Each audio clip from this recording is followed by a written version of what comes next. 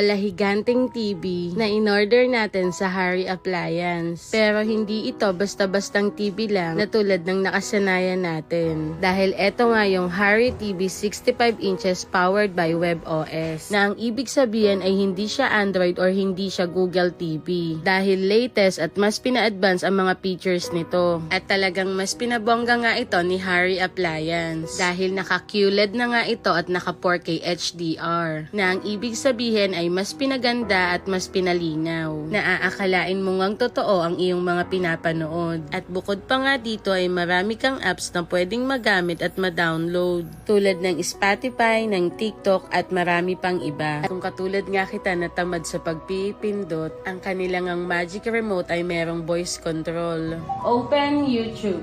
Going to YouTube app. At dahil Magic Remote nga ito, pwede mo pa ding magamit kahit may nakaharang pa. Hindi mo na kailangan itutok pa ito sa TV. At dahil upgraded na nga ito, powered by TeamQ AI na nga ito, na pwede nyong ma-access or mautusan ang inyong mga home appliances. Kaya kung nag-aantay ka ng sign para bumili ng TV, eto na yung tamang sign para sa'yo. Dahil dito kay Harry Appliance ay sure ka na maganda at matibay.